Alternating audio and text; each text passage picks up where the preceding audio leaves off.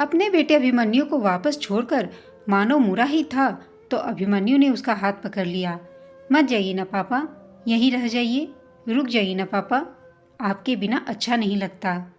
अगले रविवार को आऊँगा ना अभी, हमेशा तो आता हूँ। मानव ने उसका गाल सहलाते हुए बोला। नहीं, आप बहुत बहुत दिनों बाद आते हैं। मुझे आपकी बहुत याद आती है। मेरे दोस्त भी आपके बारे में पूछते हैं। मेरे स्कूल भी से आप कभी नहीं आते। मेरे दोस्तों के पापा आते हैं, आप क्यों नहीं आते? 8 साल के नन्हे अभी ने अनगनित सवाल कर दिए। मानव हैरान सा खड़ा रह गया। उसके पास कोई जवाब ही नहीं था। कुछ ऐसे सवाल थे जिनके जवाब देने से वह खुद से कतराता था। उसे नहीं पता था कि यह सिलसिला कब तक यूं ही चलता रहेगा। मैं आऊँगा अभी, तुम तो मेरे समझदार बेटे हो। जिद नहीं करते बेटा, अब तुम ऊपर जाओ। मैं कुछ दिनों की छुट्टी लेकर तुम्हारे अपने साथ तुम्हें ले जाऊँगा, फिर हम दोनों साथ रहेंगे। नहीं पापा, फिर वहाँ मम्मी नहीं होंगी। अब तुम ऊपर जाओ बेटा, हम फिर बात करेंगे, मुझे भी देर हो रही है। कहकर मानव ने उसे लिफ्ट के अंदर किया और खुद बिल्डिंग के बाहर आकर अपनी कार स्टार्ट की और घर की तरफ चल दिया। मुंबई जैसे जगह में दोनों घरों की दूरी बहुत थी, फिर भी हर रविवार की उसकी यही दिनचर्या थी। मानव एक कंपनी में अच्छे पद पर था। बड़ा पद था तो जिम्मेदारियां भी थीं। बहुत व्यस्त रहता था। टूरिंग जॉब थी उसकी। 10 साल पहले मिताली से उसका प्रेम विवाह हुआ था। दोनों ने एमबीए साथ किया था। पहली ही नज़र में शोक चुलबुली फैशनेबल मिताली उसे भाग गई।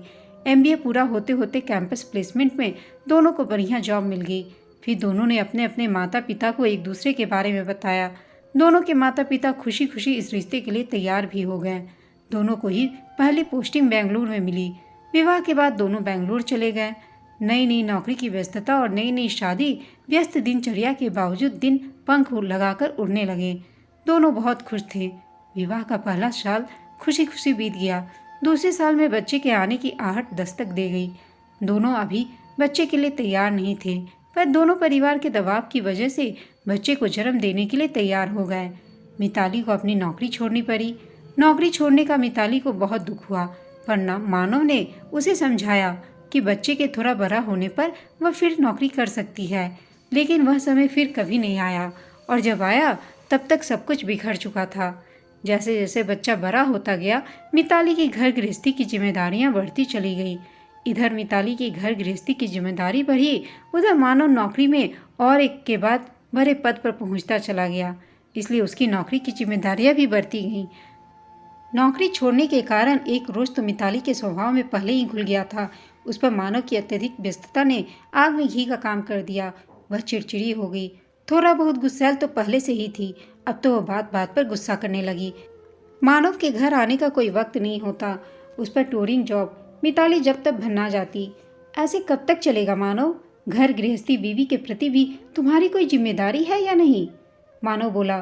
क्या जिम्मेदारी नहीं निभा रहा हूँ मिताली? थका मानव भी भन्ना जाता। अब क्या नौकरी छोड़ दूँ? ऐसी भी क्या नौकरी हो गई है?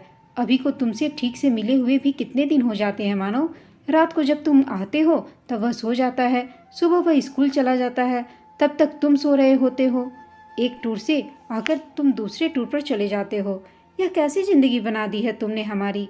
मिताली, प्राइवेट कंपनी में जॉब कर चुकी हो तुम। मानव किसी तरह स्वर संयत कर कहता। प्राइवेट कंपनी की व्यस्तता को समझती हो तुम, फिर भी ना समझो वाली बात क्यों करती हो? इतने बड़े पद पर ऐसे ही तो नहीं पहुंचा हूँ, काम और मेहनत से ही पहुंचा हूँ। ऐशो आराम के सारे साधन हैं तुम्हारे पास, ये सब मेरी मेहनत से ही तो आए हैं ना।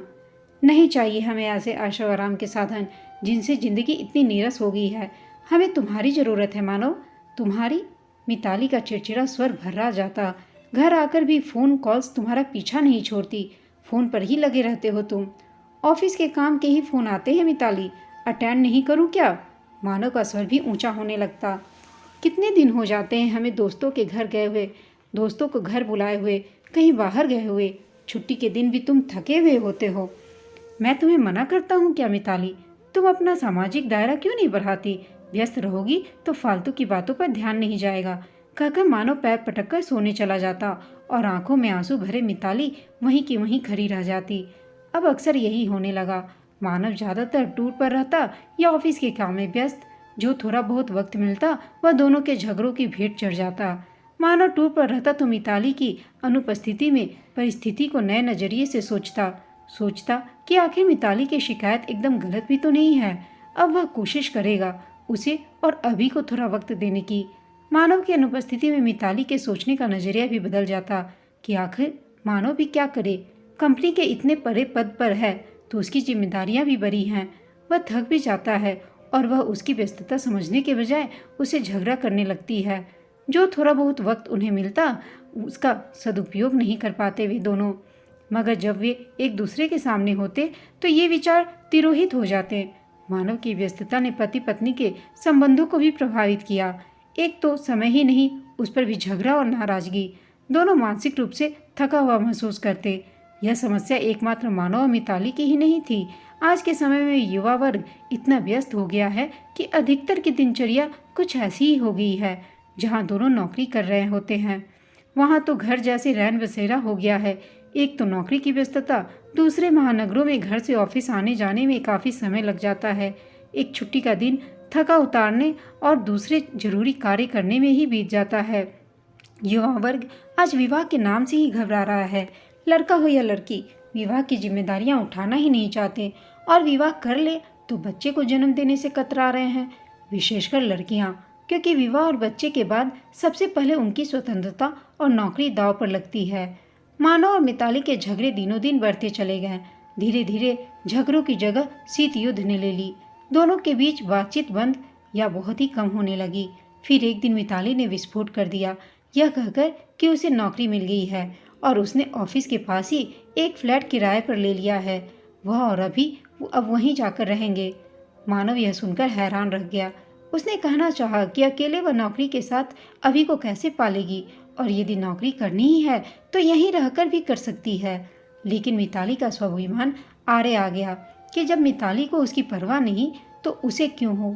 फिर मिताली ने उसी दिन नन्हे अभी के साथ घर छोड़ दिया। तब से अब तक 2 साल होने को आए हैं। 6 साल का अभी 8 साल का हो गया है। मानव की जिंदगी नौकरी के बाद इन 2 घरों की दूरी नापने में ही बीत रही थी। तभी रेड लाइट पर मानव ने कार को ब्रेक लगाए तो उसकी तंद्रा भंग हुई। कब तक चलेगा यह सब। वह पूरी कोशिश करता कि अभी का व्यक्तित्व उनके झगड़ों और मनमुटावों से प्रभावित न हो, उसे दोनों का प्यार मिले। लेकिन ऐसा हो ही नहीं पा रहा था। नन्हे अभी का व्यक्तित्व 2 भागों में बढ़ गया।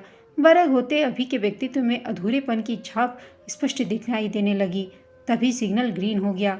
मानव ने अपनी कार आगे बढ़ा दी। घर पहुंचा तो मन व्यथित था। अभी के अनगिनत सवालों के उसके पास जवाब नहीं थे। वह सोचने लगा कि इतने ही सवाल अभी मिताली से भी करता होगा। क्या उसके पास होते होंगे इसका जवाब। आखिर कब तक चलेगा ये सब। दोनों के माता पिता ने पहले ही दोनों को समझाया, लेकिन दोनों ही झुकने को तैयार नहीं हुए। आखिर थके हार कर दोनों के माता पिता भी चुप हो गए। पर पिछले कुछ समय से मानव के माता पिता जो बातें दबे ढके स्वर में कहते थे, अब वे स्वर मुखर होने लगे थे कि ऐसा कब तक चलेगा मानो। साथ में नहीं रहना है तो तलाक ले लो और जिंदगी दोबारा शुरू करने के बारे में सोचो। यह बात मानव के तन बदन में सिहरन पैदा कर देती कि क्या इतना सरल है एक अध्याय खत्म करना और दूसरे की शुरुआत करना। आखिर उसका जो व्यस्तता आज है वह तब भी रहेगी और फिर अभी उसका क्या होगा। फिर वही प्रश्न चिन्ह उसकी आंखों के आगे आ जाता। आखिर क्या करे वह। बहुत चाहा उसने कि जिस तरह मिताली खुद ही घर छोड़कर गई है वैसे ही खुद लौट भी आए, लेकिन इस इंतजार को भी 2 साल बीत गए। खुद उसने कभी बुलाने की कोशिश नहीं की। अब तो जैसे आदत सी पड़ गई है अकेले रहने की। इधर अभी घर के अंदर दाखिल हुआ तो सीधे अपने कमरे में चला गया। उसका नन्हा सा दिल भी इंतजार करते करते थक गया था। कब मम्मी पापा एक साथ रहेंगे। वह खिन्न सा अपनी स्टडी टेबल पर बैठ गया।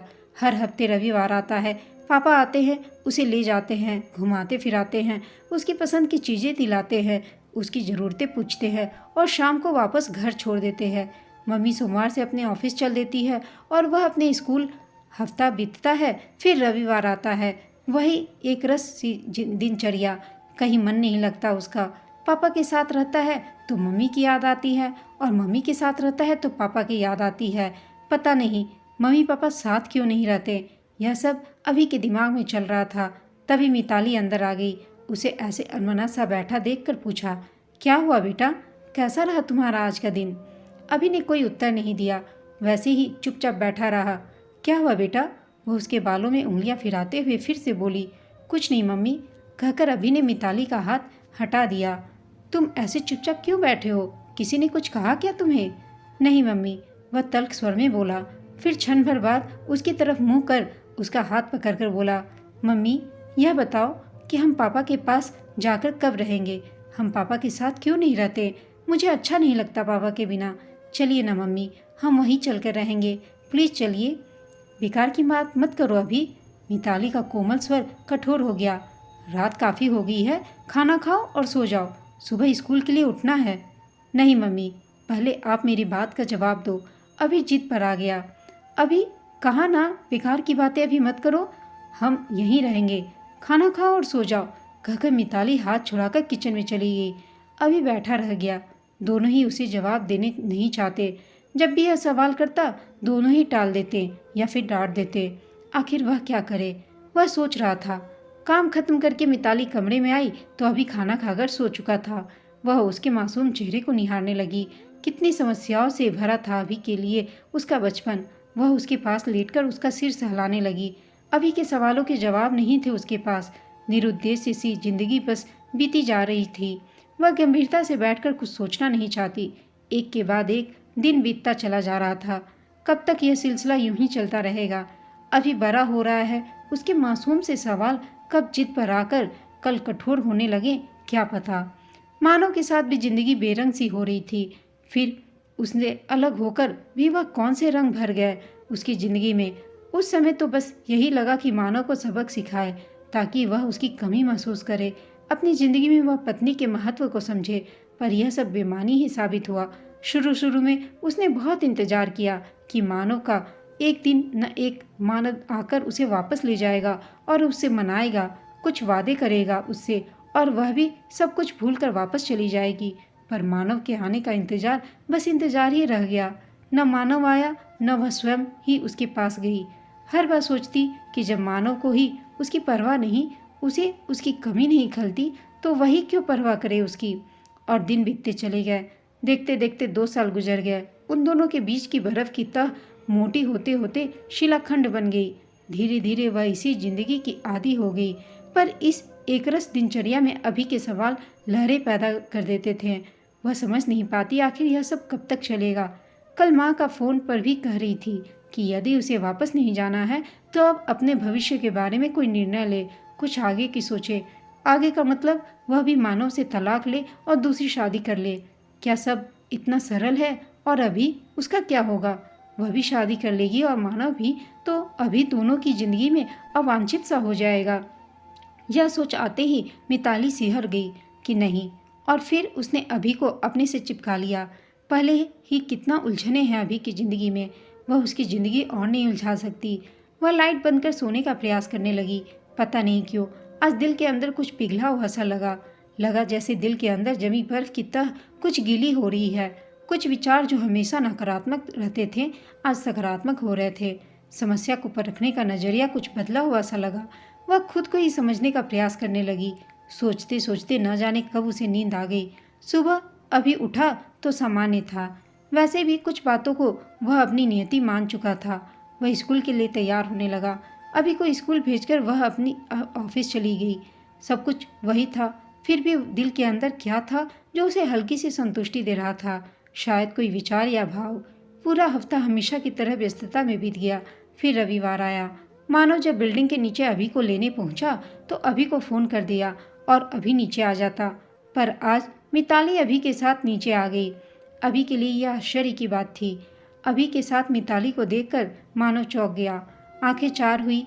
आज मिताली के चेहरे पर हमेशा की तरह कठोरता नहीं थी। बहुत समय बाद देख रहा था मिताली को मानव। जिंदगी के संघर्ष ने उसके रूप लावण्य को कुछ धूमिल कर दिया था। किसी का प्यार, किसी की सुरक्षा जो नहीं थी उसकी जिंदगी में। लेकिन उसे क्या, उसने अपने विचारों को झटका दिया। तीनों चुपचाप खड़े थे। अभी भी बड़ी उम्मीद से दोनों को देख रहा था कि शायद दोनों कोई बात करे। लेकिन सच में बहुत कुछ कहने को था दोनों के दिलों में, पर शब्द साथ नहीं दे रहे थे।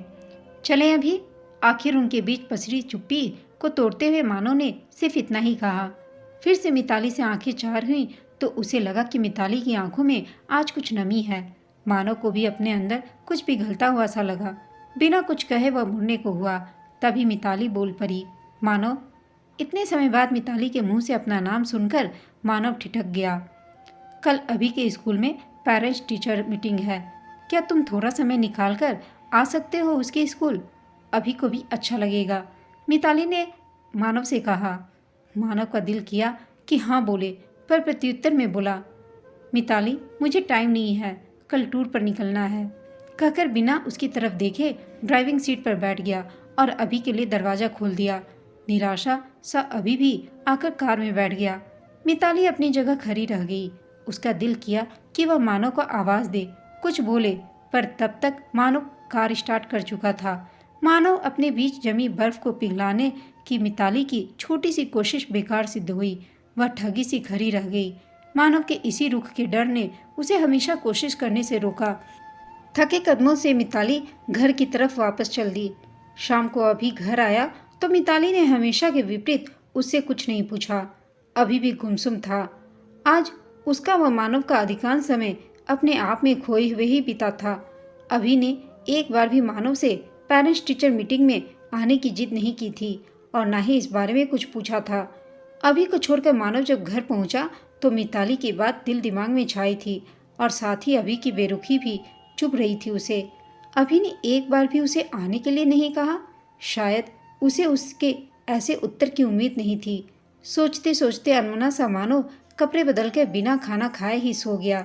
दूसरे दिन मिताली अभी के साथ स्कूल पहुंची। वे दोनों अभी का क्लास के बाहर पहुंचे तो सुखद आश्चर्य से भर गए। वहां मानव खड़ा उनका इंतजार कर रहा था। उसे देखकर अभी मारे खुशी के उछल पड़ा। पापा, कहकर वह दौड़ कर मानव से लिपट गया।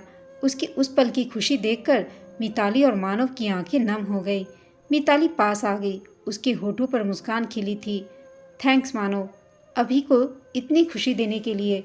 जवाब में मानव के चेहरे पर भी फीकी सी मुस्कुराहट आ गई। पेरेंट्स टीचर मीटिंग निपटाकर दोनों बाहर आए तो उत्साहित सा अभी मानव से अपने दोस्तों को मिलाने लगा। उसकी खुशी देखकर मानव को अपने निर्णय पर संतुष्टि हुई। उसे उसके दोस्तों के बीच छोड़कर मानव उसे बाहर इंतजार करने की बात कहकर बाहर निकल आया। पीछे पीछे खिंची हुई सी मिताली भी आ गई। दोनों कार के पास आकर खड़े हो गए।